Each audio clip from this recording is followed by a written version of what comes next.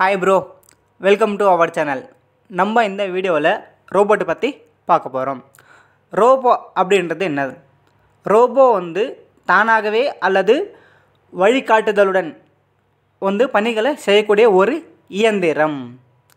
Robot மனுஷ உருவத்திலும் இருக்கலாம், இல்லைன்னா மற்ற உருவங்களையும் தோற்றமளிக்கலாம்.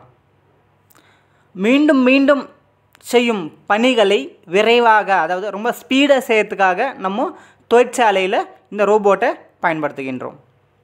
சில ரோபோ பேசவும் செய்யுது, டான்ஸ் ஆடவும் செய்யுது, நமக்கு ஏற்ற மாதிரி கட்டளைகளுக்கு பதிலளிக்கவும் செய்யுது.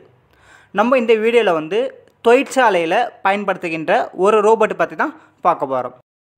இந்த வீடியோவில் பாருங்கள், ரோபோட்டு சிஎன்சி மிஷினில் எப்படி லோடிங் மற்றும் அன்லோடிங் பண்ணிகிட்டு இருக்குது அப்படின்னு.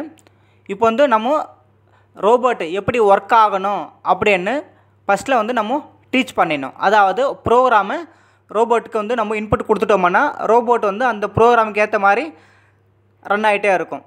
சிஎன்சி மிஷினில் லோடிங்கும் அன்லோடிங்கும் பண்ணிகிட்டே இருக்கும். மற்றபடி ப்ராசஸ் இன்ஸ்பெக்ஷனும் ஆப்செட்டும் நம்ம தான் கொடுக்க வேண்டியது இருக்கும்.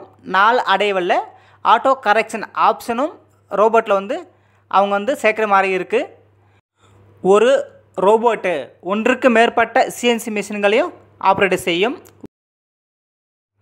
உங்கள் கம்பெனியில் ரோபோட் இருந்ததுன்னா எஸ் அப்படின்னு கமெண்ட் செக்ஷனில் கமெண்ட் பண்ணுங்கள். இல்லைன்னா நீங்கள் பழைய கம்பெனியில் இல்லை நீங்கள் உங்கள் எக்ஸ்பீரியன்ஸில் ரோபோட்டை ஆப்ரேட் பண்ணியிருந்தீங்கன்னா இந்த வீடியோக்கு ஒரு லைக் பண்ணிவிடுங்க. நாள் அடைவில் இண்டஸ்ட்ரியலில் ரோபோட்டின் ஆதிக்கம், அதாவது ரோபோட்டை இண்டஸ்ட்ரியில் அதிகமாக பயன்படுத்திட்டு தான் வராங்க. இப்போல்லாம் காலேஜ்லேயும் ரோபோட்டிக்ஸ் அப்படின்னு ஒரு டிபார்ட்மெண்ட்டையே கொண்டு வந்துட்டாங்க. சிவில், மெக்கானிக்கல், கம்ப்யூட்டர் சயின்ஸ் எப்படி இருக்கோ அதே போல் ரோபோட்டிக் டிபார்ட்மெண்ட்டும் இருக்குது.